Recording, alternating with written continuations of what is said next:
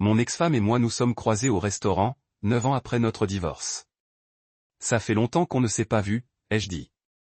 Elle a regardé ma nouvelle épouse à côté de moi et s'est figée. Sans un mot, elle s'est enfuie comme si elle avait vu la grande faucheuse. Quelques instants plus tard, mon téléphone a vibré, avec un message d'elle. Divorcé maintenant? Ta nouvelle épouse, oui.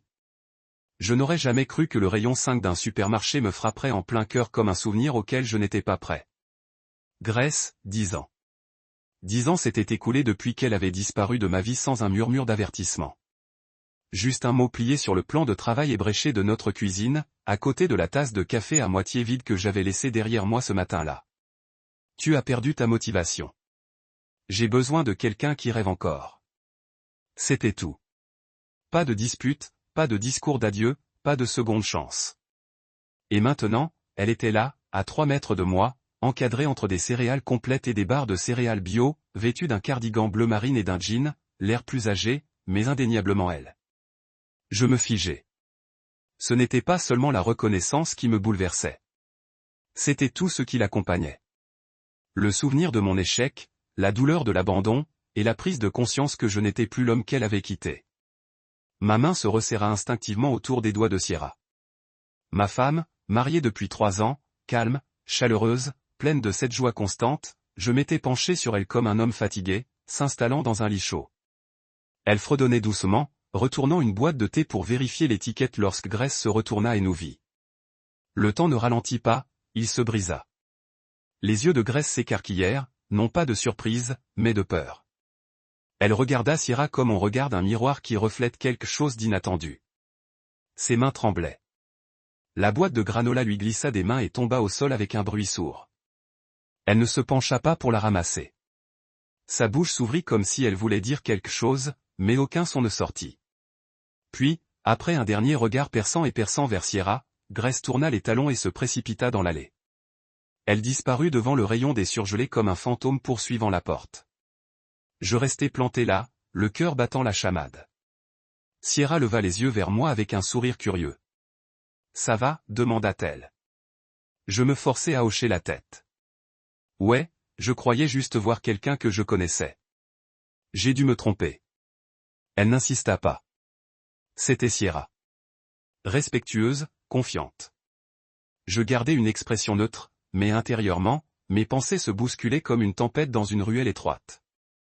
Que diable venait-il de se passer? Pourquoi Grèce avait-elle réagi comme ça? Ce n'était pas juste de la gêne. C'était de la panique. Elle ne m'avait même pas regardé. Son regard s'était fixé sur Sierra comme si elle regardait un film d'horreur se dérouler en temps réel. Je ne savais pas quoi en penser. Nous payâmes nos courses, sourirent poliment à la caissière et nous dirigeâmes vers le parking. Sierra parla d'un nouveau restaurant thaïlandais qui ouvrait un peu plus loin. J'ai acquiescé, mais je n'écoutais pas vraiment. Mon téléphone a vibré dans la poche de ma veste au moment où j'ouvrais le coffre. Je l'ai sorti, m'attendant à un message du travail ou peut-être à une conversation de groupe, mais l'écran affichait un numéro inconnu. Pas de nom, pas d'aperçu, juste une bulle de texte prête à exploser. J'ai appuyé dessus pour l'ouvrir. Divorcez maintenant. Votre nouvelle femme est une infidèle. Croyez-moi. Mon estomac s'est noué. Je fixais l'écran, incapable de traiter les mots. Divorcé de qui? Trompé comment? Mes oreilles ont bourdonné. Ma peau s'est glacée. Sierra parlait toujours. Quelque chose à propos de Jasmine Rice, je crois. Je me suis forcé à lui répondre avec un sourire et, comme ça sonne bien. Puis, sous prétexte de réorganiser les sacs, j'ai tourné le dos et relu le message 10 fois. Chaque mot me piquait plus profondément. Divorce. Infidèle. Croyez-moi. Mon premier réflexe a été de penser à une arnaque, une blague cruelle. Mais quelque chose dans le ton, l'urgence, la familiarité semblait réelle, personnelle, et une personne m'est immédiatement venue à l'esprit. Grèce. J'ai affiché le numéro, sans nom, mais c'était elle. Qui d'autre aurait pu nous voir et réagir comme ça? Qui d'autre avait une raison d'envoyer quelque chose d'aussi dévastateur si vite? Mes doigts planaient sur l'écran, luttant entre impulsion et raison. Sierra s'est glissée sur le siège passager et a bouclé sa ceinture. Je me suis assis derrière le volant, le cœur battant. Elle parcourait maintenant son téléphone, fredonnant à nouveau. Si décontracté, si normal. Et pourtant, ces mots du message résonnaient dans ma tête comme des sirènes. Divorce maintenant. Qu'a vu Grace? Était-ce de la jalousie? Était-ce une tentative tordue de saboter la vie que j'avais reconstruite sans elle? Ou était-ce quelque chose de plus? Le trajet du retour fut silencieux. Sierra pensait que j'étais fatigué. Je lui ai laissé croire que mes pensées étaient trop décousues pour former des phrases. Je me suis remémoré l'expression de Grace. Ce n'était pas le visage d'un ex qui voit un nouveau couple heureux. C'était de l'inquiétude. C'était la reconnaissance de quelque chose qu'elle pensait que j'ignorais. Une fois rentrée à la maison et les courses déchargées, Sierra a sorti son ordinateur portable et a lancé un appel vidéo avec sa sœur. Je me suis excusé et suis allé dans le bureau, assis dans le noir, tenant le téléphone comme s'il allait exploser à nouveau. Finalement, j'ai ouvert un nouveau message et j'ai tapé. « De quoi parles-tu, Grace ?» Puis j'ai appuyé sur « Envoyer ». J'ai regardé l'indicateur de saisie. Rien. Pas de réponse. Pas pendant des minutes. Je suis resté là à attendre, le silence s'alourdissant à chaque seconde. Mon esprit repensait à chaque instant partagé avec Sierra. Son rire, sa patience, sa gentillesse. Elle avait pris soin de mon père lorsqu'il était malade, m'avait aidé quand j'avais perdu mon emploi, m'avait encouragé quand j'avais voulu retourner à l'école. Rien de tout cela ne collait avec le message de ce message. Et pourtant, la seule personne qui me connaissait bien avant Sierra, Grace, l'avait regardé avec une peur sans filtre. Je me suis adossé au dossier de ma chaise, le téléphone sur la poitrine. Peut-être que Grace était amère. Peut-être que sa vie ne s'était pas déroulée comme elle l'avait imaginé après m'avoir quitté et que me voir heureux avait brisé quelque chose en elle. Peut-être était-ce une projection. Je voulais y croire. Vraiment. Mais ce message, cette panique dans ses yeux, murmurait autre chose. Quelque chose qui disait que ce n'était pas fini. Ça ne l'avait jamais été. Je fixais le message pendant des heures, mon pouce planant sur l'écran comme si les mots eux-mêmes pouvaient disparaître si j'agissais trop vite. Le texte me revint avec la même simplicité urgente. Divorce maintenant.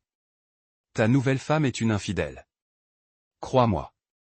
Je le repassais dans ma tête comme on rembobine une scène terrible. On ne peut pas l'oublier. Sierra était dans la cuisine, fredonnant un air que je croyais reconnaître de notre playlist de lune de miel, complètement inconsciente de l'orage qui grondait dans ma main. Je la regardais à travers la porte, la lumière de l'après-midi projetant un halo chaleureux autour d'elle, et je sentis mon estomac se nouer. Comment les mots de Grace pouvaient-ils me blesser autant après tout ce temps?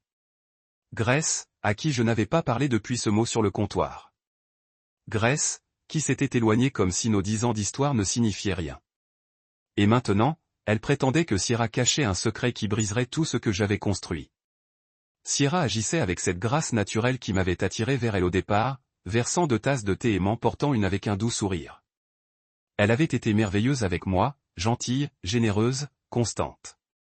Elle avait abandonné ses ambitions professionnelles pour accompagner mon père pendant ses traitements durant notre première année de relation, insistant sur le fait que la famille passait toujours en premier. Elle avait célébré chaque promotion et salué chaque petite victoire de ma vie. Quand je l'ai rencontrée à cette conférence sur la réforme de l'éducation, j'ai cru avoir trouvé quelqu'un qui se souciait vraiment de moi. Nous avons ri des querelles de bureau, nous nous sommes rapprochés lors de nos visites nocturnes à l'hôpital et nous nous sommes jurés de construire un avenir ensemble.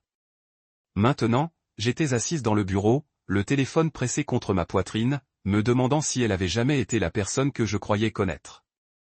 Après ce qui m'a semblé être des jours passés à fixer l'écran, j'ai fait l'impensable. J'ai cherché Grace en ligne. Ses profils sur les réseaux sociaux étaient devenus muets. Pas de clichés rutilants de yacht ou de fêtes fastueuses, juste quelques rares publications sur des collectes de fonds pour l'université et des discours de motivation. Elle n'était plus avec le second mari de ce millionnaire. La vie fastueuse qu'elle partageait après m'avoir quitté s'était estompée. Les photos qui restaient montraient ses yeux encore brillants, mais les contours de son sourire semblaient forcés. Elle avait vieilli d'une manière qui trahissait l'inquiétude et le regret. En parcourant sa timeline, j'ai vu les photos d'anniversaire qu'elle avait publiées l'année dernière. Ballons, gâteaux, bougies. Pourtant, les légendes semblaient creuses. Elle avait dit quelque part qu'elle regrettait d'avoir perdu la personne qu'elle était. Je me suis demandé si cette personne, c'était moi. Puis j'ai fait quelque chose que je n'aurais jamais imaginé. J'ai fouillé dans le passé de Sierra. J'ai tapé son nom complet dans un moteur de recherche, Sierra Rowan. Les résultats étaient dispersés. Un gala de charité locale par-ci, un profil LinkedIn par-là, jusqu'à ce que je tombe sur un PDF d'un ancien dossier de police sous un autre nom, Sacha Whitlow. Mon attrait a grimpé en flèche. Le dossier contenait un acte d'accusation datant d'il y a 8 ans, dans l'Utah. Allégations de fraude, de manipulation d'identité et de tromperie émotionnelle. Aucune condamnation n'a été enregistrée. Les charges ont été abandonnées faute de preuves. Mais la miniature dans le coin du PDF était sans équivoque. C'était son visage plus jeune, sa coiffure différente, ses traits plus doux, mais la même cicatrice en forme de croissant le long de sa mâchoire. Mon esprit s'emballait à chaque instant où elle m'avait embrassé, serré dans ses bras, m'avait dit qu'elle m'aimait. Était-ce réel? Le choc m'a fait chanceler en arrière sur ma chaise. J'ai froissé le document dans ma main, le papier craquant comme la confiance qu'on lui avait accordée. J'ai ensuite appelé Grace. Ma voix tremblait tandis que je posais les questions que je n'avais jamais voulu poser. De quoi parlez-vous, ai-je demandé, essayant de paraître plus forte que je ne l'étais. La voix de Grace était fragile. Elle avait reconnu Sierra dans l'allée 5, dit-elle, parce qu'elle avait reconnu cette cicatrice. Je n'avais pas l'intention de lui tendre la main. Elle a avoué, la voix brisée. Mais quand j'ai vu son visage, j'ai paniqué. Elle avait ruiné la vie de ma meilleure amie. Je lui ai demandé des explications. En larmes, elle m'a raconté comment Sacha Whitlow, le pseudonyme de Sierra, avait séduit le mari de son amie, siphonné leurs économies et disparu du jour au lendemain. Si je l'ai reconnu, c'est uniquement grâce à cette cicatrice, a murmuré Grace. Ma poitrine s'est serrée en repensant à chaque instant d'intimité avec Sierra, à la recherche de signes que j'aurais pu manquer. J'étais à la fois honteuse et terrifiée. J'ai raccroché et j'ai immédiatement appelé Lucas, mon ancien colocataire de fac devenu détective privé. J'ai laissé un message avec tous les détails que j'avais.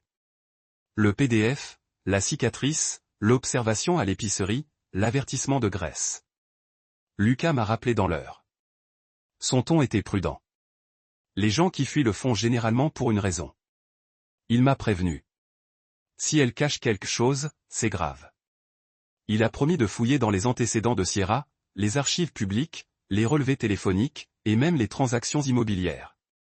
J'étais assis sur mon canapé, le téléphone collé à l'oreille, avec l'impression d'avoir plongé d'une falaise sans aucune garantie d'atterrissage en toute sécurité. Tous les bons souvenirs avec Sierra semblaient désormais souillés par la possibilité d'une arnaque. Cette nuit-là, l'épuisement m'a emporté dans un sommeil agité. Je me suis réveillé avec une douleur. Un email d'une adresse que je ne connaissais pas. Pas de salutation, pas d'explication. Objet, tu dois savoir la vérité. Mes mains tremblaient en ouvrant le message. Le corps du message contenait une seule phrase et une pièce jointe. Elle t'a menti dès le premier jour. Le PDF était le même vieux dossier de police que j'avais déjà vu, avec le nom et le visage de Sacha Whitlow confirmant le secret de Sierra, mais il contenait aussi des relevés téléphoniques, le numéro que Sierra utilisait pour appeler une certaine Ria. Et juste en dessous, un extrait de leur conversation. Il me fait entièrement confiance. Encore un peu. Une fois l'acte signé, je m'évanouis. J'ai eu le souffle coupé. Elle ne parlait pas d'amour. Elle parlait de tout prendre. Mon cœur battait si fort que j'ai cru que ma poitrine allait éclater. Le temps de relever les yeux, des larmes me brouillaient la vue. Je savais alors que l'avertissement de Grace n'était pas une plaisanterie jalouse. C'était une bouée de sauvetage lancée juste à temps. Le lendemain matin, le monde me semblait plus petit. Tout était comprimé par le poids de ce que je savais désormais. Sierra fredonnait doucement dans la cuisine tandis que je servais du café. Ses mouvements étaient familiers et réconfortants, mais mon esprit était embrouillé par des images que je ne pouvais effacer.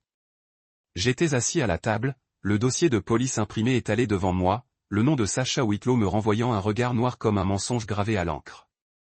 8 ans plus tôt, le dossier mentionnait qu'elle était impliquée dans une affaire de fraude dans l'Utah. Aucune condamnation, mais de graves allégations, manipulation financière, adultère, fausse identité.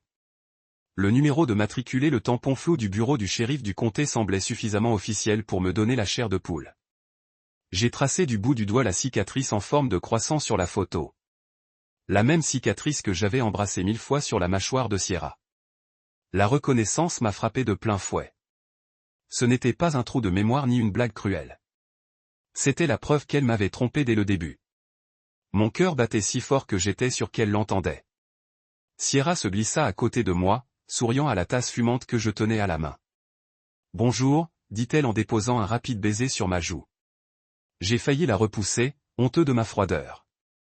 Au lieu de cela, j'ai murmuré « bonjour » et j'ai forcé un sourire, faisant comme si le dossier devant moi n'était qu'un simple courrier indésirable. Intérieurement, je brûlais. Je pensais à la voix brisée de Grace au téléphone, murmurant comment Sacha avait détruit le mariage de sa meilleure amie, volé leurs économies, puis disparu. J'imaginais Sierra riant dans cette chambre d'hôtel de l'Utah, empochant les cartes de crédit de quelqu'un d'autre, réécrivant son histoire pour le bénéfice de quelqu'un d'autre. Cette prise de conscience m'a donné envie de vomir. J'ai décidé que j'avais besoin d'une confirmation. J'ai glissé le dossier dans une enveloppe et me suis glissé dehors, parcourant les 3 pâtés de maison jusqu'au bureau de Lucas. La ville s'éveillait, des voitures passaient en grondant, un promeneur de chiens sifflait sur le trottoir, mais j'avais l'impression de marcher dans la mélasse. Lucas a levé les yeux à mon entrée, l'inquiétude se lisant sur son visage. J'ai déposé l'enveloppe sur son bureau et je lui ai dit, « J'ai besoin que tu vérifies tout ça en détail. » Il a hoché la tête, enfilant déjà une paire de gants de cuir, prêt à plonger. Je vais parcourir tous les documents publics que je peux identifier, propriétaire, numéro de téléphone, propriété. Voyons jusqu'où ira le terrier du lapin. Son professionnalisme calme a fait une bombe dans ma panique. Mais même pendant qu'il me rassurait, une graine d'effroi a germé en moi. De retour à la maison, j'ai consulté la tablette de Sierra pendant qu'elle prenait sa douche, me disant qu'il y avait encore une chance que je me trompe. Mais un de ses messages est apparu. Une conversation avec une certaine Ria. Je n'avais pas besoin du dossier de police pour confirmer ce que j'y avais vu. Il me fait entièrement confiance. Encore un peu. Une fois l'acte de mariage signé, je suis dehors. La douleur de la trahison était froide et précise. Je me repassais ces mots dans la tête, essayant de ravaler mon vomi. Ce n'était pas une question d'amour. C'était une question de pouvoir et de contrôle. Elle avait tout planifié. Mon estomac s'est noué en réalisant que chaque geste de gentillesse, chaque réconfort tardif pourrait j'ai fait partie de son stratagème. Je n'arrivais pas à réfléchir. J'ai arpenté le salon comme un animal en cage, tournant autour du canapé, tirant sur mon col lorsque mon téléphone a sonné. Le nom de Lucas est apparu à l'écran. J'ai laissé sonner 2 fois avant de répondre. J'ai confirmé que Sacha Whitlow est Sierra Rowan, a-t-il dit doucement. Elle a demandé un changement de nom il y a 5 ans dans ce comté. Avant cela, elle possédait des biens sous 3 autres pseudonymes. Les relevés téléphoniques montrent qu'elle est liée à plusieurs comptes bancaires dans différents États. C'est un schéma récurrent. J'ai eu le souffle coupé. J'ai posé des questions sur l'affaire de fraude. Il m'a dit que, bien qu'il n'y ait pas eu de condamnation, la plainte déposée par le couple de l'Utah détaillait comment elle avait manipulé leurs finances, transféré des fonds, falsifié des documents, et même les avait convaincus qu'elle était atteinte d'une maladie incurable pour gagner leur sympathie. J'imaginais Sierra penchée sur moi à l'hôpital à l'époque, me offrant des câlins et de l'eau sucrée, me disant que tout irait bien. Je ne voulais pas la croire capable d'un calcul aussi froid, mais les preuves étaient irréfutables. Dans l'après-midi, mon avocat, Maître Rollins, était à ma porte. Je l'ai appelé dès le matin, sachant que j'aurais besoin d'un avocat. Il s'est assis avec moi à la table du dîner, examinant le dossier de police et la transcription de la conversation. Son expression était grave, mais pragmatique. « Marcus, tu as de nombreux arguments. » Il a dit, usurpation d'identité, exploitation financière, manipulation émotionnelle. Nous pouvons préparer une injonction pour protéger tes biens immédiatement. Il m'a montré une clause de notre contrat de mariage qui restituait la propriété à son propriétaire initial en cas de fraude. C'était archaïque, mais efficace. J'ai ressenti un léger soulagement. Au moins, ma maison resterait la mienne. Mais le soulagement a vite fait place au chagrin. Ma maison était l'endroit où je croyais que ma vie avec Sierra se déroulerait, où nous fonderions une famille. Maintenant, c'était comme une forteresse que je devais défendre contre la femme que j'aimais. Ce soir-là, je me tenais devant la porte de notre chambre, entendant Sierra fredonner à l'intérieur tandis qu'elle se préparait pour le dîner. Mon estomac se serrait. J'hésitais entre l'affronter de front ou continuer à rassembler des preuves. Mais voir l'assurance dans sa voix, savoir ce que je savais maintenant, rendait la confrontation inévitable.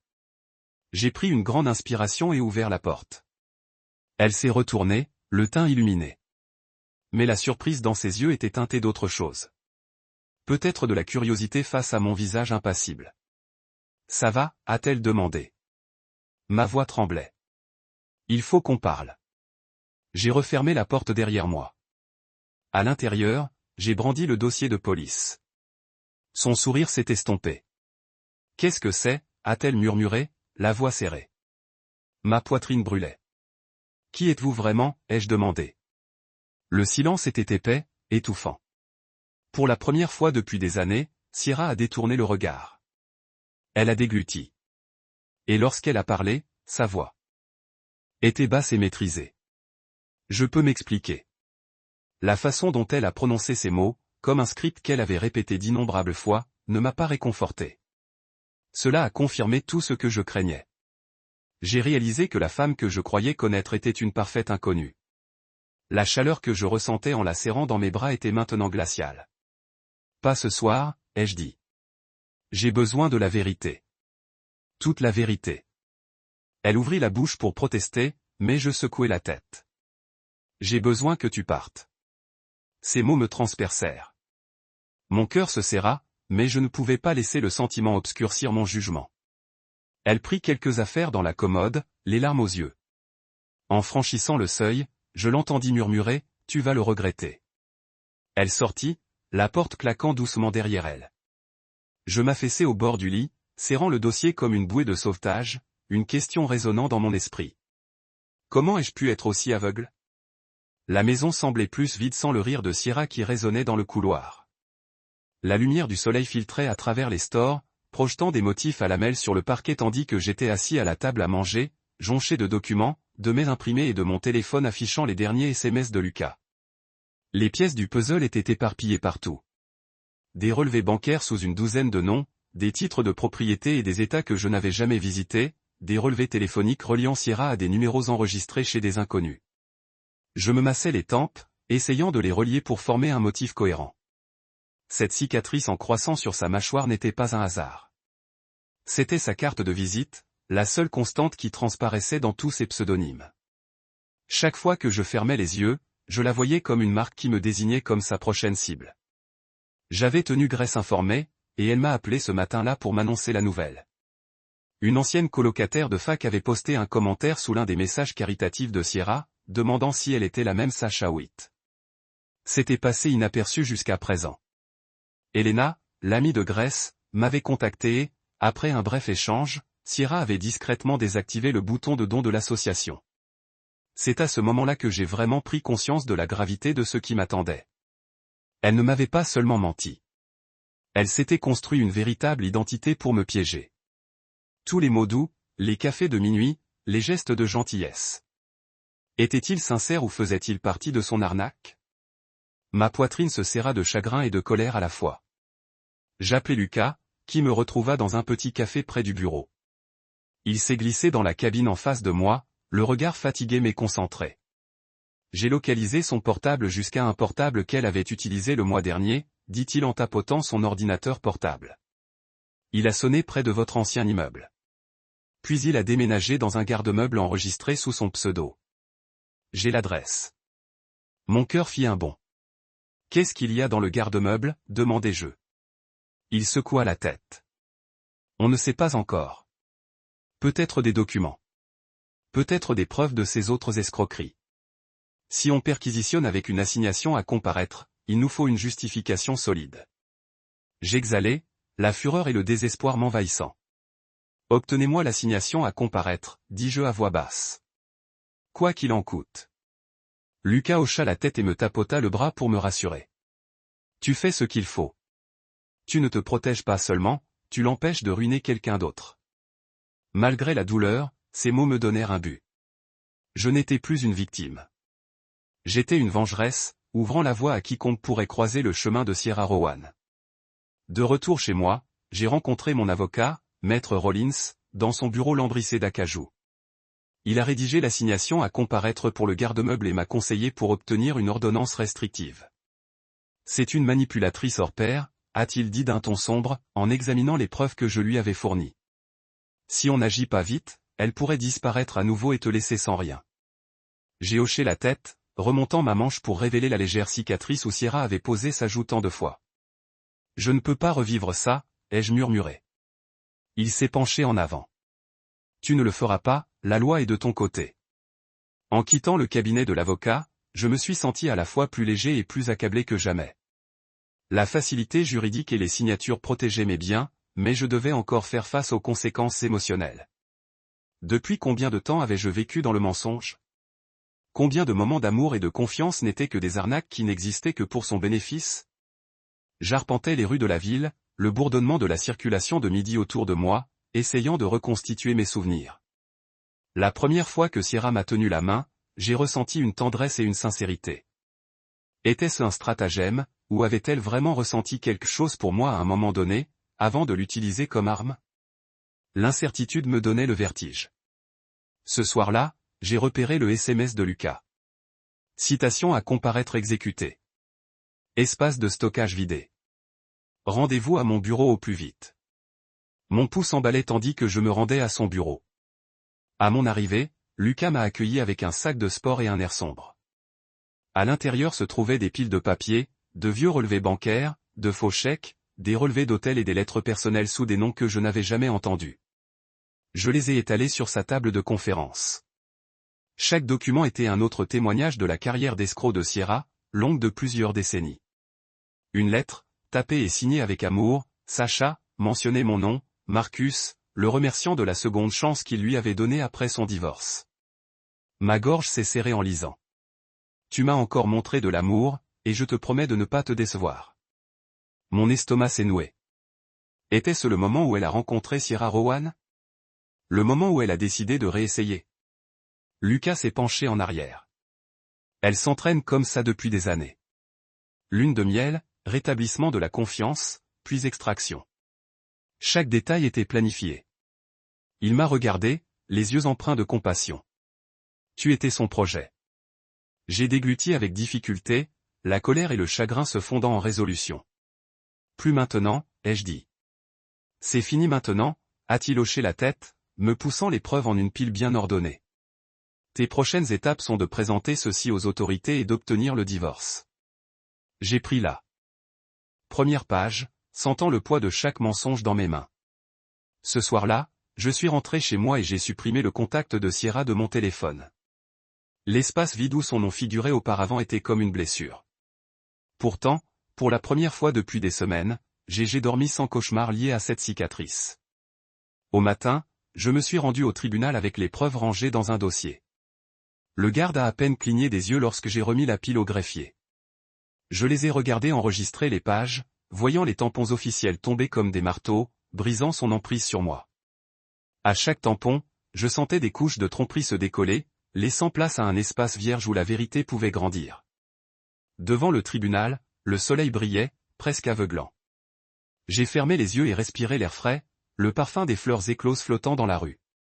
Une femme est passée, riant avec son jeune fils, et j'ai réalisé que ma poitrine n'était plus lourde. Elle était libre.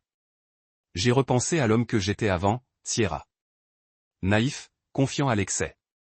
Maintenant, j'étais plus sage, trempé par le feu.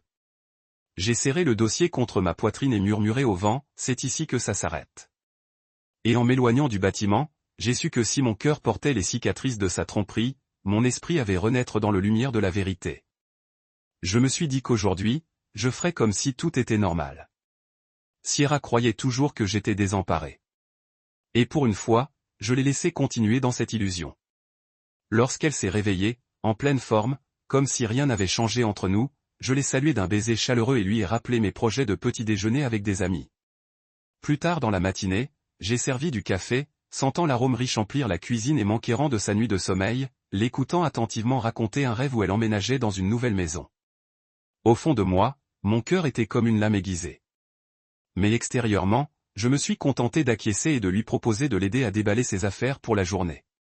Après son départ pour son rendez-vous, je me suis réfugié dans mon bureau où les dossiers de M. Rollins m'attendaient. J'ai parcouru les notes de l'avocat sur notre contrat de mariage, des clauses qui me sont soudain apparues comme une bouée de sauvetage. l'acte de propriété me reviendrait si la fraude était prouvée, mais en attendant, Sierra croyait encore pouvoir en réclamer la moitié. Cela me laissait une courte marge de manœuvre pour consolider notre position.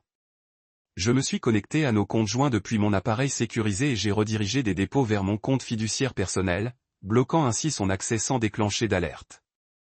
Cela semblait impitoyable, mais chaque transfert était une brique de plus dans la forteresse que je construisais pour mon avenir. Ensuite, j'ai contacté Lucas. Il m'a retrouvé au bureau en fin d'après-midi, glissant une enveloppe sur le bureau. À l'intérieur se trouvaient des photos du garde-meuble. Des relevés bancaires avec de fausses signatures, des livres de comptes suisses et des lettres adressées à mon cher Marcus sous des pseudonymes inconnus. Une lettre décrivait comment Sacha prévoyait de sécuriser la maison avant de partir. Convaincu que les hommes signeraient n'importe quoi une fois qu'ils se sentiraient en sécurité en amour, j'ai contemplé l'écriture fluide, me souvenant du toucher délicat de Sierra lorsqu'elle a placé ma main dans la sienne. Il m'a serré la poitrine. J'ai écrasé la lettre dans mon poing, sentant le poids de chaque mot calculé. Ce soir-là, au cours d'un dîner tranquille, j'ai vu Sierra sourire en lui tendant les légumes rôtis. Elle s'est illuminée lorsque je l'ai complimenté sur son nouveau blazer et que j'ai remarqué combien il était rafraîchissant de dîner ensemble sans distraction. J'ai forcé un rire et je l'ai interrogée sur sa journée, notant mentalement chaque détail qu'elle avait dit. Elle a partagé, qui l'avait appelée, ce qu'elle prévoyait ensuite, où elle serait demain. Tout a été rassemblé pour référence ultérieure. Lorsqu'elle m'a demandé si je voulais ajouter son nom à l'acte comme nous en avions convenu, j'ai feint l'oubli.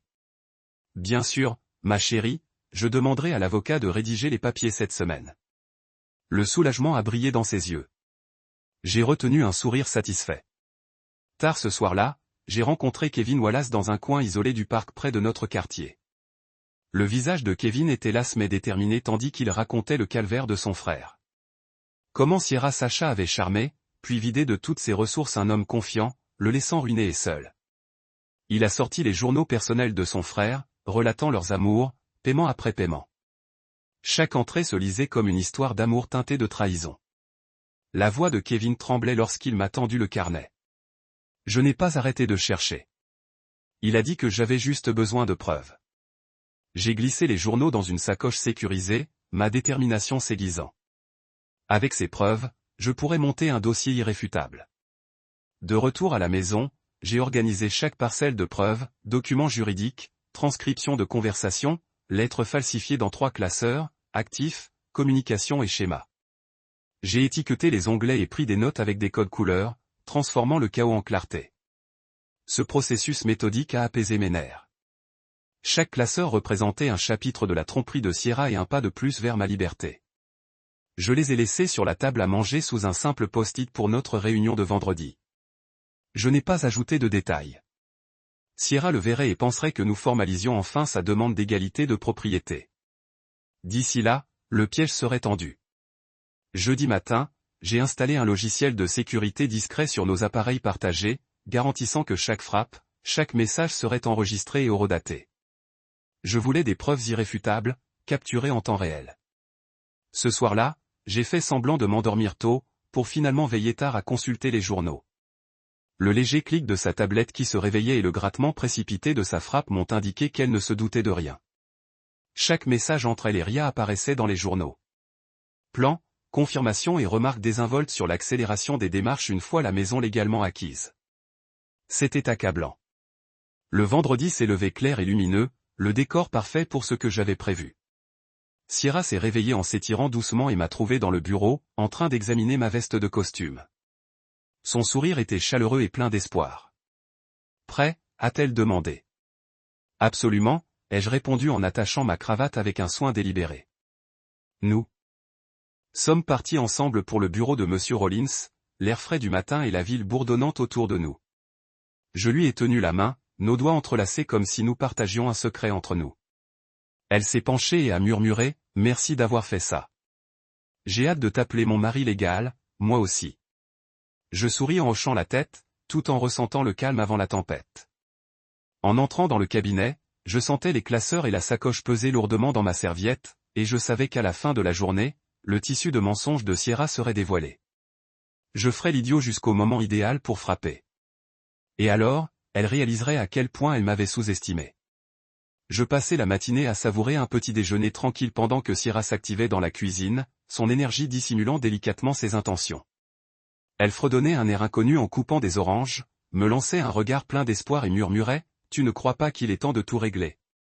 La maison, les comptes en banque, notre avenir. » Je lui adressai un sourire nonchalant et un léger haussement d'épaule. Absolument. Allons chez le notaire cet après-midi, comme nous en avons convenu. Le relief a fleuri dans ses yeux. J'ai savouré ce moment, le goûtant comme un vin vintage. Elle croyait qu'elle avait gagné. Le piège a été mis. Après son départ pour Pilate, je me suis installé à mon bureau et j'ai passé en revue la chronologie une dernière fois. Lucas avait terminé sa plongée profonde. Construire, la crise des actifs. Ping a pingé tout comme je suis entré dans le garage. Le cœur a fait la pensée des forces de l'ordre qui se cachent dans les ailes, prêtes à bondir dans ma file d'attente.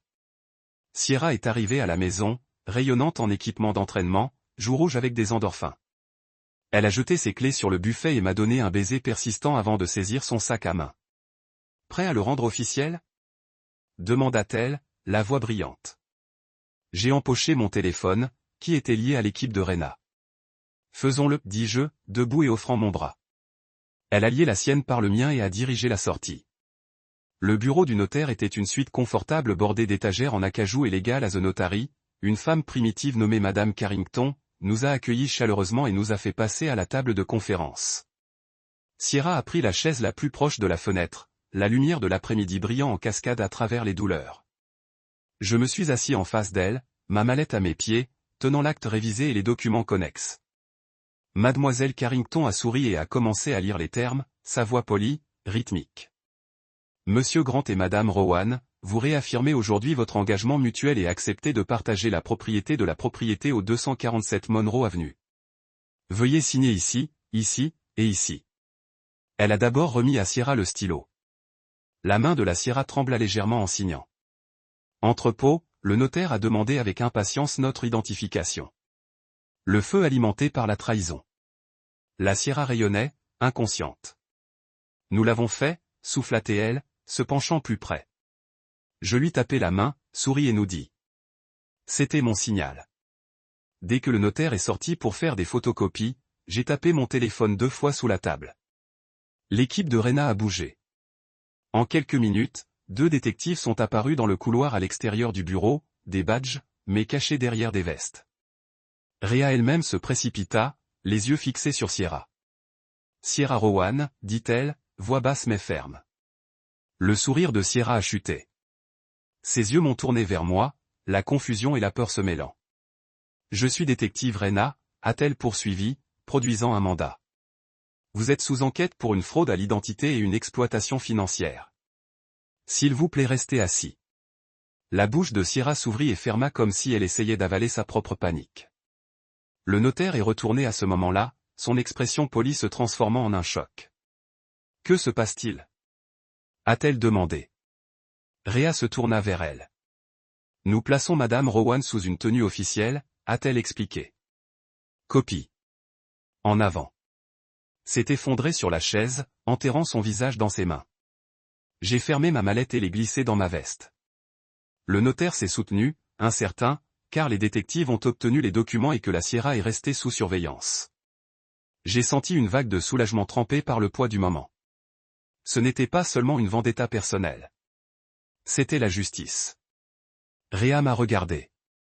Merci pour votre coopération, Monsieur Grant. Si nous avons besoin de plus d'informations, nous serons en contact. J'ai hoché la tête et j'ai donné un dernier coup d'œil à Sierra. Son visage pâle, se déchire. Puis je me suis retourné et je suis sorti. Mes étapes ont mesuré, mon cœur stable. À l'extérieur, les sanglots de Sierra étaient étouffés derrière la porte fermée. La brise d'été était fraîche sur mon visage, une sortie que j'attendais depuis longtemps. Alors que je m'éloignais, les liens gisaient lourds sur le siège arrière, remplis de l'histoire d'un con exécuté parfaitement jusqu'à présent. La maison du 247 Monroe Avenue était à nouveau légalement à moi. La menace éteinte. Pourtant, plus que l'acte, j'avais récupéré ma paix. Mon téléphone a bourdonné d'un message de grâce. Bien joué. Je me suis permis un petit sourire privé en répondant « Merci ». Et juste comme ça, le piège avait surgi et j'avais émergé entier. Quand je suis entré dans Deli ce soir-là, l'odeur familière de l'huile de truffe et de l'ail grillé avait l'impression d'entrer dans un rêve que j'avais toutes les raisons de craindre étaient sur le point de démêler. Le restaurant était doucement éclairé.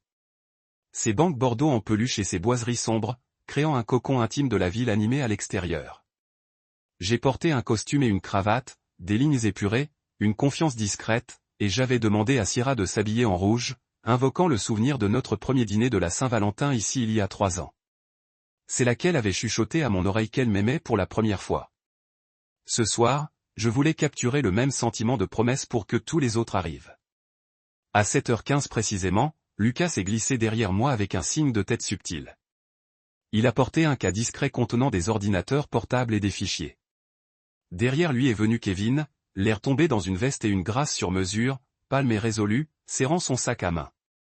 Enfin, le détective Rena est arrivé, son uniforme net se fondant dans la tenue noire du personnel, badge soigneusement dissimulé. Ils prenaient chacun des sièges autour de notre table centrale, faisant semblant de parcourir les menus ou de vérifier les montres. Leurs expressions impassibles. J'ai attiré l'attention d'eux. Grace et j'ai donné le moindre hochement de tête. Il était temps. Sierra est arrivée quelques instants plus tard, glissant à travers les portes du restaurant dans une robe écarlate qui étreint sa silhouette.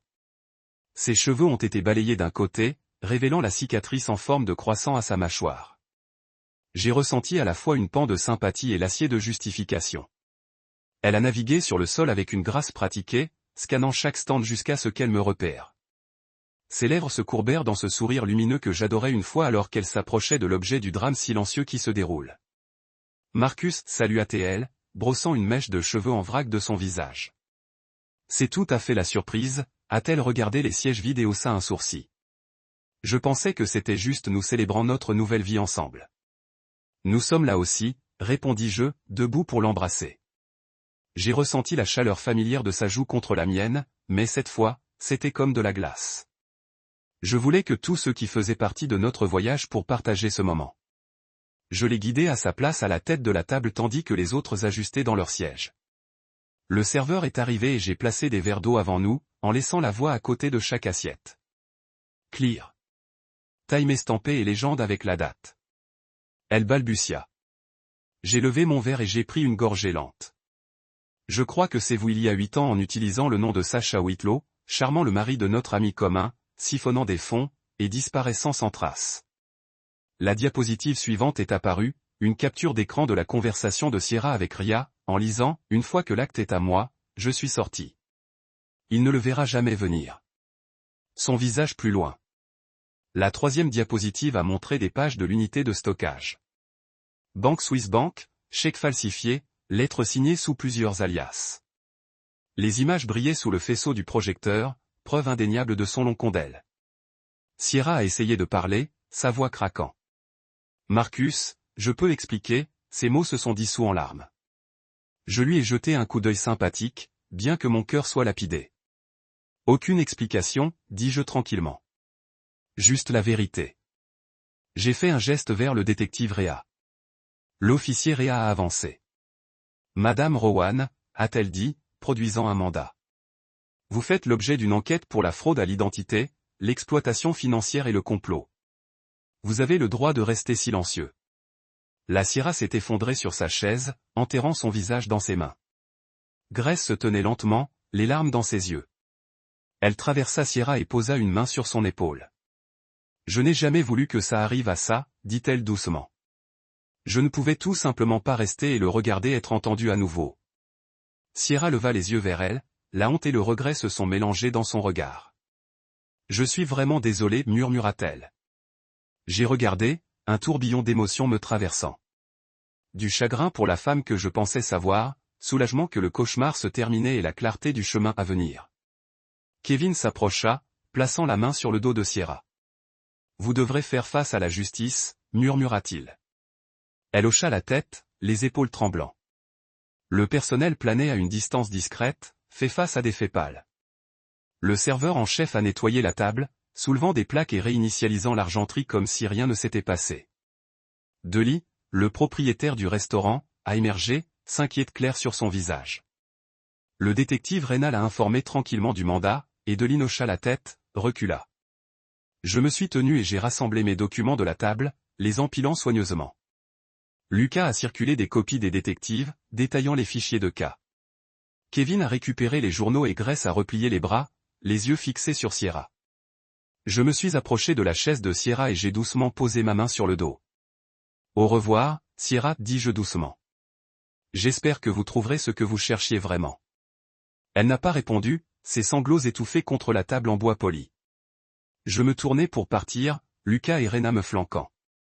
À l'extérieur, l'air d'automne était net, portant le bourdonnement lointain de la circulation et les réverbères brillants qui bordaient le boulevard. Alors que nous nous éloignons des délices, j'ai senti la finalité du moment s'installer autour de moi. Ma vieille vie avait été démantelée par la tromperie.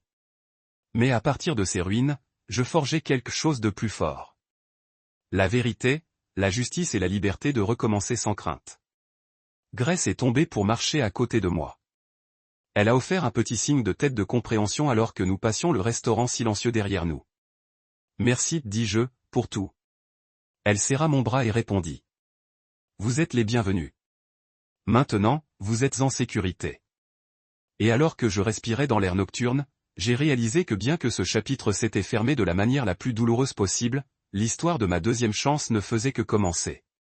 Le lendemain matin, le monde s'est senti surréaliste, trop calme, trop ordinaire pour le changement sismique de la veille. Je me suis réveillé avec le doux bourdonnement de mon téléphone bourdonnant sur la table de nuit. Email après l'email a rempli l'écran. Les alertes de nouvelles, les rapports d'initiés et les publications sur les réseaux sociaux exposent toute la véritable identité de Sierra Rowan. Ces alias ont éclaboussé les gros titres. Sacha Whitlow, Emily Carr, Evelyn Marks, ainsi que les détails de ses inconvénients, de ses documents forgés et des témoignages effrayants de ses victimes. Chaque titre ressemblait à un marteau frappant le plaquage fragile de la vie que je partageais autrefois avec elle. Je suis sorti du lit, le cœur battant et vérifié le message de l'aréna de détective. Nous avons obtenu des frais.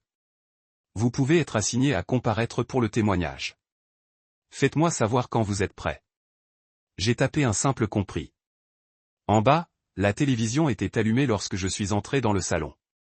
La voix de l'encre du matin était éloignée, racontant la chute de Sierra sur un ton à la fois clinique et sensationnel.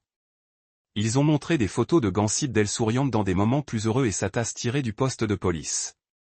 Je me suis assis sur le canapé, les liens que j'ai préparés empilés soigneusement à mes côtés. Actif, communication, modèle, testament au cas méticuleux que j'avais présenté. Le journaliste télévisé a raconté comment plusieurs juridictions collaboraient maintenant pour démanteler le réseau de sociétés écrans de Sierra et démasquer d'autres alias. Même les organisations caritatives qu'elle avait froncées étaient sous surveillance, révélant des coffres vides et des promesses brisées. Ma poitrine s'est resserrée avec un mélange de justification et d'incrédulité. C'était son chef-d'œuvre incendiant avant le monde.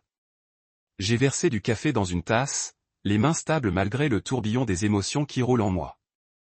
En sirotant, j'ai passé en revue une chronologie imprimée que Kevin avait envoyée hier soir. Date et emplacement de chaque arnaque, les noms de chaque homme qu'elle a trompé, le montant siphonné et les dommages collatéraux laissés dans son sillage. Un nom a attiré mon attention. Un couple de Seattle dont la Sierra vitrée les avait convaincus d'investir dans une fausse start-up technologique. Ils étaient maintenant divorcés, leur confiance détruite. J'ai fermé les yeux et j'ai juré silencieusement que personne d'autre ne souffrirait entre ses mains. Mon avocat, M. Rollins, a appelé pour confirmer que le décret de divorce avait été déposé, rompant tous les liens légaux entre nous. Tu es clair, a-t-il dit. Sie ne peut pas réclamer vos actifs. Nous gérons les mouvements post-procès, mais pour l'instant, vous êtes libre.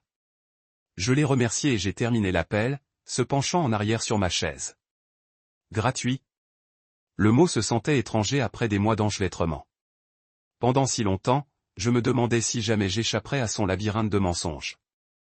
Maintenant, les couloirs s'effondraient derrière moi et la sortie était enfin claire. La sonnette a sonné de façon inattendue et quand j'ouvrais la porte, Grace se tenait là, tenant 2 tasses de café. Ses yeux étaient rouges mais résolus. Le matin, dit-elle doucement, me tendant une tasse. Nous nous tenions sur le porche avant, sirotant du café dans un silence compagnon. Le ciel était couvert, mais l'air sentait frais, comme si le monde lui-même nettoyait. Grace s'éclaircit la gorge. J'ai vu les nouvelles. Je suis vraiment désolé que vous ayez traversé ça. J'ai offert un sourire serré. Merci de m'avoir prévenu. Son regard tomba sur la tasse dans ses mains. Je n'ai jamais voulu la détruire comme ça, mais je ne pouvais pas rester. J'ai hoché la tête. Tu m'as sauvé. Elle a déplacé son poids. Quoi maintenant? J'ai considéré la question. Maintenant, je reconstruis, dis-je. Je témoignerai bientôt. Et puis j'ai avancé. Grace me regarda, un soupçon de sourire traversant son visage. Vous voulez une entreprise pendant que vous déballez votre vie. J'ai ouvert la porte plus large. J'aimerais ça. Alors qu'elle entra, j'ai réalisé que je n'étais pas seul dans ce voyage hors des ruines. Cet après-midi, je me suis rendu dans l'enceinte pour rencontrer le détective Rena. La station était occupée. Les officiers se déplaçant avec un but et des uniformes nets. Réa m'a accueilli avec un signe de tête et m'a conduit dans une petite salle d'interview. J'ai glissé dans la chaise en métal en face d'elle, serrant ma tasse. Prêt, elle a demandé. J'ai pris une respiration. Oui. Elle a ouvert un dossier et a commencé ses questions, date, détails, clarification sur la signature du contrat, le raid de l'unité de stockage, la conversation de Deline. J'ai répondu calmement à chaque question, sachant que mon témoignage scellerait le sort de Sierra. Alors que nous terminions, Rena a fermé le dossier et a rencontré mon regard. Tu as bien fait. Grâce à vous, elle ne blessera personne d'autre. Un soulagement m'a lancé comme un soleil chaud. De retour à la maison, j'ai à nouveau ouvert les liens. Cette fois, non pas pour recueillir des preuves, mais pour réfléchir à ma croissance. J'ai réalisé comment je me suis transformé d'un homme de confiance en quelqu'un résilient, quelqu'un qui pourrait faire face à la trahison hidon. J'ai déposé chaque document dans un coffre-fort sécurisé, verrouillant le passé. En fermant la porte du coffre-fort, j'ai ressenti un sentiment de fermeture. Le web de Sierra s'était effondré et j'avais le pouvoir de choisir la vérité plutôt que la tromperie. Le soleil a percé les nuages alors que je sortais. Le quartier était vivant avec l'activité de l'après-midi, les enfants jouant, les voisins discutant de clôture. Je me dirigeais vers la clôture, m'appuyant sur les piquets blancs, et regardais la vie se poursuivre autour de moi, ininterrompue par la tempête qui avait autrefois menacé de me consommer. Grace sortit sur son porche de l'autre côté de la rue. Nous avons partagé un look de solidarité silencieuse. J'ai levé ma tasse de café dans un toast silencieux, et elle l'a retourné avec un signe de tête. Ce soir-là, je me suis assis à mon bureau et j'ai repêché un contour pour un engagement parlant que j'avais été invité à donner lors d'une conférence locale sur la fraude et le rétablissement émotionnel. Les organisateurs voulaient que je partage mon histoire, comment la confiance peut être armée et comment reconstruire après la trahison. En écrivant le titre du talk, en voyant clairement, en récupérant la confiance après la tromperie, j'ai ressenti un objectif de remplacer la douleur. Mon expérience deviendrait une leçon, un avertissement et une balise pour les autres navigants des ténèbres similaires. J'ai fermé mon ordinateur, étiré et monté sur le balcon. Les lumières de la ville scintillaient en dessous comme des étoiles éloignées, une possibilité prometteuse. J'ai soufflé profondément, l'air frais de nuit remplissant mes poumons. Les cicatrices de l'épreuve sont restées gravées dans mon cœur. Mais il rappelait la survie, pas les prisons de regret. J'ai chuchoté dans la nuit, c'est là que je recommence. Et avec ça, j'ai fermé les yeux, prêt pour tout ce que demain apporterait. Plus fort, plus sage et gratuit. Dans les semaines qui ont suivi l'arrestation de Sierra, les conséquences se sont déroulées comme des pages transformant dans un roman rapide. Chaque jour révélant un nouveau chapitre de conséquences, de guérison et de solidarité inattendue. Je me suis réveillé chaque matin dans un monde plus calme. Plus de conversations chuchotées dans le couloir ou les confessions de cuisine tard dans la nuit. Au lieu de cela, il y avait de l'espace pour respirer, penser et reconstruire. Les premiers jours étaient désorientants. Je me surprendrais à atteindre mon téléphone pour envoyer un message à Sierra. Alors rappelez-vous qu'elle était partie.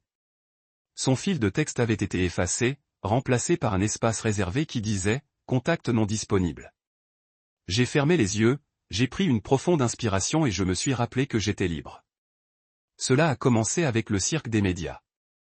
Les journalistes ont jalonné le palais de justice et le bureau de mon avocat, cherchant des déclarations et des titres sensationnels. J'ai décidé très tôt de contrôler le récit. Avec l'aide de M. Rollins, j'ai publié une brève déclaration. J'apprécie le soutien de ma famille et de mes amis pendant cette période difficile. J'ai hâte d'aller de l'avant avec honnêteté et intégrité. C'était ça. Pas de détails juteux, pas d'accusations dramatiques, juste la vérité livrée avec une dignité calme. Les médias ont cité mes paroles, atténué la frénésie, et l'histoire est passée du scandale à une histoire de résilience. Grace était une présence constante à travers tout cela. Ses visites hebdomadaires ont apporté du café, des rires et un cahier partagé où nous avons noté des plans pour restaurer ma vie. Nous avons décrit les objectifs professionnels, les destinations de voyage et même un projet de livre potentiel sur la fraude émotionnelle, quelque chose de plus élaboré que les engagements parlants que j'avais déjà acceptés. Ces après-midi dans mon salon, des contours et des idées de partage, ressemblaient à la lumière du soleil à travers des nuages persistants. La foi tranquille de Grace en moi allumait une étincelle d'espoir que je ne savais pas que je portais encore. Puis vinrent les événements survivants. Les organisateurs de la conférence de la réforme de l'éducation où Sierra et moi nous sommes rencontrés m'avaient invité à parler d'un panel pour les survivants de la tromperie et de la fraude. Debout dans l'auditorium cette première fois, j'ai saisi le microphone alors que des centaines de visages regardaient en arrière, certains avec des larmes, certains avec une résolution d'acier. Ma voix vacilla quand j'ai commencé. Je pensais une fois que l'amour était aveugle. Maintenant, je sais que l'amour peut voir et doit voir. J'ai partagé mon histoire, la note de Grace qui m'a mis sur cette voie, la révélation du passé de Sierra et le rassemblement méticuleux des preuves qui ont conduit à la justice. J'ai parlé de la douleur de la trahison et de la lente montée vers la guérison. Quand j'ai fini, la pièce a éclaté dans des applaudissements si tonitruants qu'ils secoua la scène. Des étrangers, des gens qui ne m'avaient jamais rencontré, se sont alignés par la suite pour me serrer la main, pour me remercier d'avoir donné la parole à leurs propres expériences. J'ai alors réalisé que ma douleur était devenue un pont pour me connecter avec les autres, transformant la souffrance privée en force collective. Dans ma vie personnelle, j'ai commencé à démêler les fils que Sierra avait tissés à travers mes finances. Avec le soutien continu de Kevin, nous avons aidé son frère à récupérer certains des fonds perdus, à négocier avec les banques et les équipes juridiques. Le processus était minutieux, mais chaque dollar revenu ressemblait à une petite victoire contre l'obscurité. Kevin et moi avons partagé un dîner de célébration après le règlement final. Inclinant des verres d'eau mousseux dans notre stand d'angle préféré aux délices. À la vérité, il a grillé.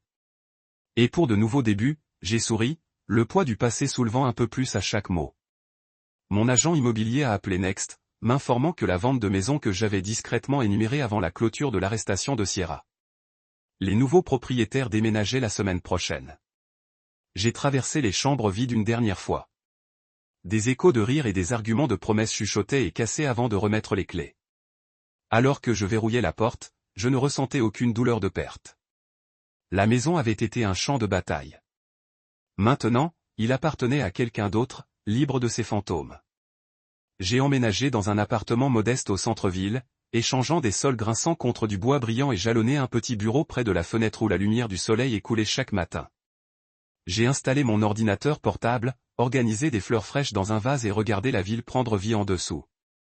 J'ai rempli les murs de photos de mon père, de Grace, de nouveaux amis que j'avais rencontrés par la communauté des survivants. Chaque cadre était un rappel de qui j'étais et de qui je devenais. Le week-end, je me suis porté volontaire dans un centre de conseil pour les victimes de fraude, offrant un soutien par les pairs, écoutant d'autres histoires de pêche, des plans de Ponzi, des inconvénients romanes, j'ai reconnu des fils communs, une honte, une confusion et le désir profond de faire à nouveau confiance. J'ai réalisé qu'en parlant de mon propre voyage, je pouvais aider les autres à se sentir moins seuls. Au centre, j'ai dirigé de petits groupes, guidant les participants à travers des exercices pour reconstruire l'estime de soi et fixer des frontières saines. Regarder les yeux de quelqu'un s'allumer lorsqu'il s'est rendu compte qu'il méritait l'honnêteté et le respect est devenu l'une des récompenses les plus douces. Les lettres sont arrivées aussi. Note manuscrite d'étrangers qui avaient entendu mon histoire. Une lettre d'un homme du nom de Jacob a décrit comment il avait retrouvé la garde de ses enfants après le programme de détournement de fonds élaboré de sa femme. Une autre d'une femme nommée Esha a avoué qu'elle avait mis fin à une relation abusive après avoir assisté à l'un de mes pourparlers. Chaque lettre a fait son chemin vers mon bureau et je les ai lues une par une. Des larmes d'empathie et de joie se relancent. J'ai répondu à chacun avec une note personnelle, fermant mes lettres avec une ligne simple. Croyez en votre force. Des mois plus tard, je me suis tenu devant une salle de solde pour livrer mon 10 onces d'ouverture sur la résilience émotionnelle. Les lumières de la scène étaient brillantes, mais je ne tressaillis plus à leur reflet. Ma voix était stable, façonné par des semaines de pratique et le solide fondement de la vérité. La trahison coupe profondément, ai-je dit au public. Mais il peut également se tailler un espace pour le renouvellement. J'ai partagé des stratégies pratiques, vérifié les histoires de fond, recherchant des conseils, documentant les préoccupations, les outils que j'avais appris de Lucas et M. Rollins. Et surtout, j'ai parlé du pouvoir de la communauté. Comment s'attaquer à quelqu'un comme Grace a fait pour moi peut être le premier pas vers le salut. Alors que je sortais de la scène, des applaudissements se relâchant dans mes oreilles, j'ai ressenti un profond sentiment de fermeture. Le réseau de mensonges de Sierra Rowan resterait une histoire édifiante dans les manuels juridiques et les archives d'information. Mais ma propre histoire a été celle de la récupération et de l'espoir. L'amour ne m'avait pas vaincu. L'amour m'avait guidé. D'abord par la trahison, puis aux côtés du soutien indéfectible de Grace, et enfin dans les bras d'une communauté qui a choisi la vérité plutôt que la tromperie. Cette nuit-là, j'ai levé un verre de champagne festif avec Grace et une poignée de nouveaux amis. Nous avons grillé non seulement ce qui était derrière nous, mais sur la route à venir. J'avais appris que la paix n'était pas une vengeance. La paix était l'acceptation couplée à l'action. Il reconnaissait la cicatrice sur mon cœur et sachant que ce serait toujours un rappel de la douleur et de la persévérance. Et en regardant autour de moi les rires et la chaleur, j'ai réalisé que le plus grand triomphe ne faisait pas simplement survivre à sa trahison. Il choisissait de prospérer malgré cela. Lorsque la poussière s'est finalement installée, j'ai réalisé que la vengeance m'aurait coûté plus cher que la trahison. Le soleil était bas dans le ciel alors que je marchais dans la rue calme où l'appartement de Sierra se tenait autrefois. Le souvenir de sa tromperie s'estompe à chaque étape. Je ne portais aucune amertume, seulement la gratitude pour la clarté née du chaos. Dans ma poche, il y avait une lettre que j'ai repêchée mais que je ne lui ai jamais envoyée. Un récit honnête de la façon dont ces mensonges m'ont presque détruit et comment j'ai trouvé la force dans les ruines. Je l'ai plié une fois, puis je l'ai déchiré en fragments, laissant le vent le transporter. La fermeture n'a pas besoin de ses aveux. Cela a nécessité mon pardon. De retour à la maison, je me suis installé dans un silence confortable. Les livres bordaient les étagères où j'ai stocké des preuves, remplacés maintenant par des romans et des guides de voyage. Sur mon bureau, une photographie encadrée de Sierra et moi Adeline a été échangée contre un instantané de Grace et moi au port. Rire gelé dans un coucher de soleil doré. J'ai versé du thé dans 2 tasses, en mettant un de côté pour un invité qui était devenu de la famille. Grace est arrivée quelques instants plus tard, son sourire brillant comme jamais. Nous avons parlé de plans futurs, d'un road trip côtier, d'ateliers d'écriture, même un peu de chalet au bord de la mer un jour. Chaque idée était teintée de possibilités, pas de peur. Ce soir-là, je me suis assis sur le porche tandis que le ciel s'approfondissait dans des nuances de rose et de lavande. J'ai fermé les yeux et laissé les souvenirs couler sans résistance. Au moment où j'ai vu Sierra dans Isil 5, le choc du SMS, l'expo soigneusement orchestrée aux délices, la douleur creuse des pièces vides. Mais surtout, j'ai ressenti la chaleur qui a remplacé la trahison, le soutien indéfectible d'amis comme Grace, Lucas, Kevin et détective Rena. Chacun témoigne de la vérité que l'amour peut guérir lorsque la tromperie se blesse. J'ai réalisé que la paix n'était pas une destination, mais un choix fait quotidiennement. Il choisissait de faire à nouveau confiance dans la gentillesse des étrangers, dans la beauté des nouveaux débuts, dans ma propre résilience. Il se réveillait chaque matin sans crainte, confiant que ma vie était la mienne pour façonner. Surtout, il comprenait que le pardon d'elle, de moi-même, était le dernier acte de liberté. Avec un sourire doux, j'ai soulevé la tasse vide et grillé le crépuscule. Le chemin à venir était non écrit, mais pour la première fois depuis des années, j'ai adopté sa promesse. L'histoire qui a commencé par un cœur brisé continuerait maintenant avec une reconstruite sur la vérité, l'espoir et la croyance inébranlable que l'amour, lorsqu'il est fondé sur l'honnêteté, perdure.